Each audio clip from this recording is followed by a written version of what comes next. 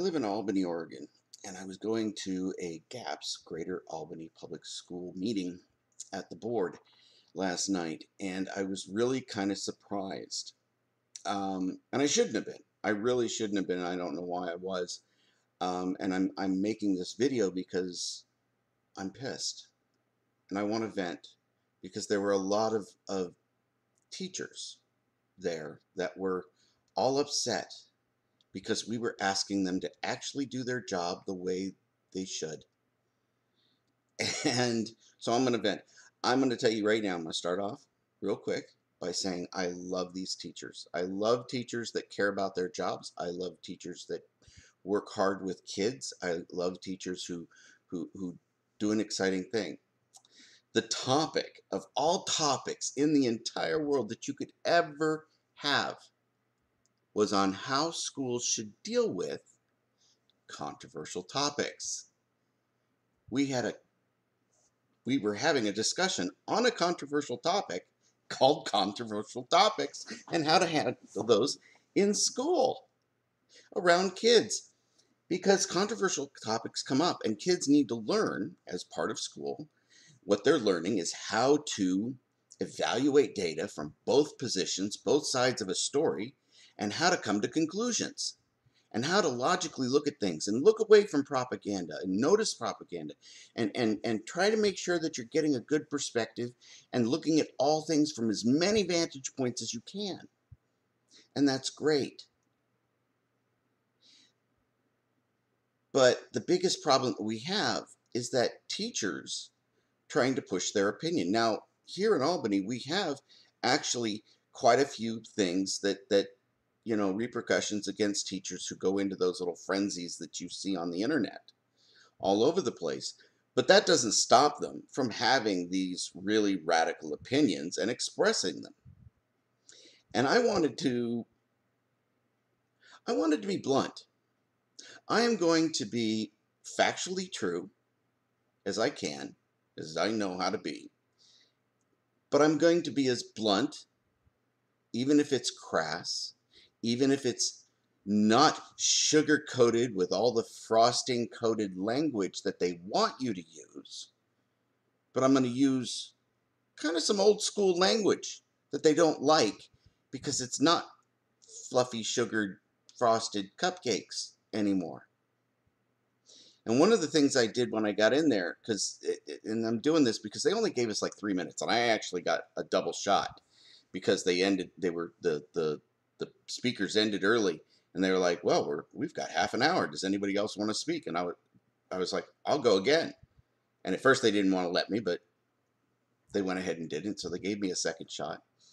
And what I was able to get out at the time was the first thing. I was like, the first thing I don't like about the policy is that what they wanted to do is provide a notification to parents about the controversial topic that they were going to discuss in class, and that parents would have an option to opt out their child from a discussion on a controversial topic. Opting out. Okay? That's a big one for me. I don't opt out. Okay? I don't opt my child out of a field trip. I don't opt my child out of government indoctrination. Okay? You asked my permission to take my kid on a field trip. Okay? And the analogy that I gave them is, you're like doctors. You're prescribing education to my child. And you know what you have to do? You need a parent signature for every damn Tylenol you give them. When I go to the doctors, I know you guys are smart. I know you guys are the experts on this stuff. But you still need my permission. I have the authority. And they were like, we're going to be partners with parents. And I'm like, no, we are not partners. I hate that expression from teachers. We are not partners. Get this through your head. And they love to say, state funded. Yeah, well, who puts the money in that state coffer? The taxpayer. You are, and here's one of those sugar-coated terms, public servants. You are my servant. You are not my partner. You work for me. You do what I want, and you've taken a job to be a servant. When I was in the military, oh, I was a servant extreme. As a servant, you can be given certain liberties. And we give teachers an extraordinary amount of liberties, and you don't have to make really any sacrifices whatsoever to do your job. Okay? In the military, I've done this before. You say, shut up, I have to shut up. In the military, we don't express our opinions. We are given the liberty of there's been guys who were like, okay, I'm going to go ahead and express some opinion, and you have to make sure that you're not giving anyone the impression that your opinion is on behalf of the military, on behalf of this. There's a really sensitive line you have to be on. You can't do that stuff. Here's number one for the teachers that was not said last night. You do not have a right in your teaching class to express an opinion to my child. You're there to teach them the facts and teach them how to get information from both sides and both perspectives, or 3 or 4 or any perspective or a million perspectives that there are. But as a person in authority over the child, okay, acting on behalf of parents, you do not express your opinion because your opinion carries more weight. Here's one for all you little freaking people who want to sit there and say that, children should be able to make whatever decisions they want. Guess what? Children don't have equal rights. They do not have equal rights to parents. They don't have a right to vote. They don't have a right to bear arms. No, they don't. They don't have equal rights. They are under the authority of their parents. Ask the abortion advocates.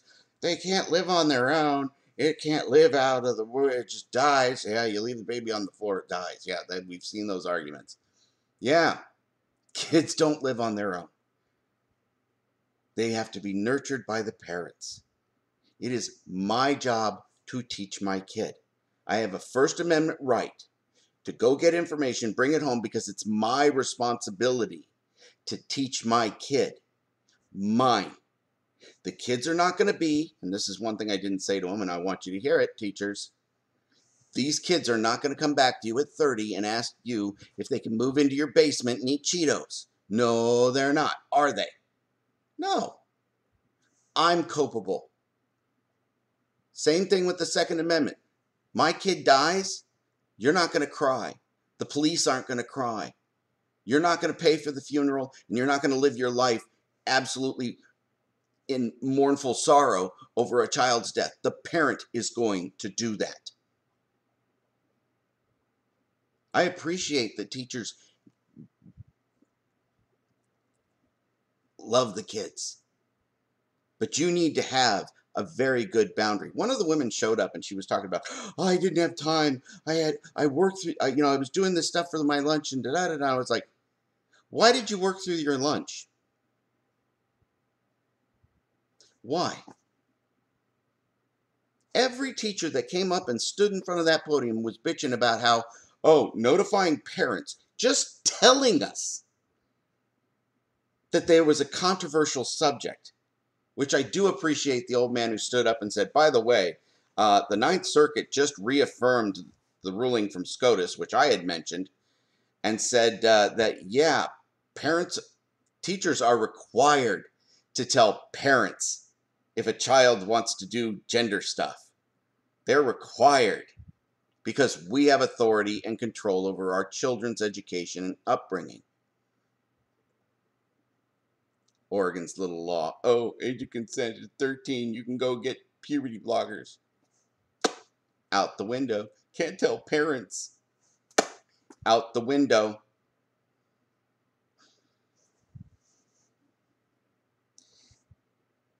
You don't have the authority over my kids. Why did you work through lunch?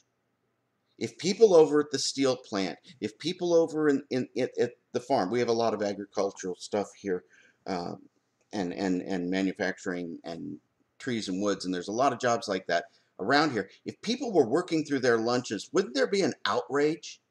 If you were working on an assembly line and all of a sudden you were like, oh, I work through my lunch because of whatever. It's like, are you going to get a pay raise for that? Are you using that to get a pay raise? You might do something like that, but for teachers, let me ask you a question, teacher. Are you going to get a pay raise because you work through your lunches? Are you going to work? Are you going to get a pay raise if you do all that extra stuff? No. Are you going to get fired if you don't work through your lunch? No. See, here's another analogy for you, real quick. I can invite you on my property. I can say, it's okay. No, no, no, it's okay. Go ahead and cut across my lawn. Okay? Cut across my lawn. Go ahead. Go ahead. You want to cut the corner? Go ahead. But I have a right to say, get off my lawn. Yes, I'm an old man. Get off my lawn. I have a right to say no. I can let you do things. I can let you. There's all these parents who want to let you be the parent for their kid so that they can be lazy. Oh, I know there's a lot of lazy parents out there. And I know there's parents who are just really busy and really appreciate all of the extra stuff that teachers do. But as parents, we have a right to say, no, you do not parent our kid. As a teacher in a position of authority over students, you have no right to express your opinion in front of them at all. The fact that at our schools, we allow you to acknowledge that you have an opinion, but are not allowed to focus on it or, in any way try to personally push your opinion. You can state what it is. That's fine. That's a privilege. That is a privilege. It is not your right. You have a right to express your opinion anywhere else, but when you are acting on behalf of the government, you do not have that right.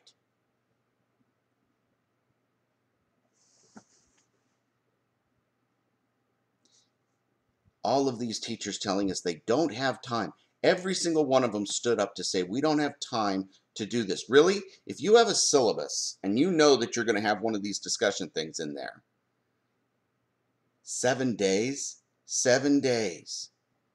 They were mad because they were being told they needed to give 7 days. No, you need to give at least 30. You're doing a syllabus at the beginning of the year. You should already know at the beginning of the year that next May you're going to have one of these discussions. Giving me this crap, you need 7 days. No. Stop spending all your time trying to parent everybody's kid and do your job. Is it in your job description to do this? No. I'm sorry, but they're not going to do free lunches for kids because if the teachers all jump up and pay for kids' lunches. They're not going to do that. Why? It's being taken care of. If I'm at work and I'm doing the thing and somebody's coming in, I've seen this a million times. Somebody starts doing this really cool thing for everybody because they like doing it. And that's great you like doing it. And they're like, well, can I get reimbursed? It's like, no. Well, but we have these things. It's like, great. And you've been doing that generously. And I appreciate that, but I'm not going to pay for it. And I'm sure in the hell not going to pick up the tab when I already have somebody else doing it. I'm doing business. I'm making money. Your business is teaching these kids. It's to get them the information so that they can make up their own minds. If the kids come to you and say, is pot bad? Your answer is the government's answer. Yes, pot is bad at school. I'm fully 2A loving, okay? My kid shoots, all that good stuff. Yep, we do 2A here. But when you go to school and if you ask the teacher, are guns bad? She says, well, guns are bad here. You do not bring guns into school. Guns are, as far as the school is concerned, guns are bad. This is a no-gun thing. Don't bring guns here. That's the way it is. In their context, they're bad. You want to ask whether they're good outside everywhere else, you go talk to mommy and dad. They kept talking about, well, what happens when a kid comes up and asks you a question? And they do this. And I know that what the kid is doing is asking you an opinion on what you believe on a controversial issue. And your answer needs to be, well, if you need to figure out what you want to believe on that, you need to go read this, or you need to go read that, or you should look at these ideas and that ideas. Well, what do you think? I think you need to go research more. I'm not here to give you my opinion. I'm here to show you how to make your own. I'm not here to do your homework for you.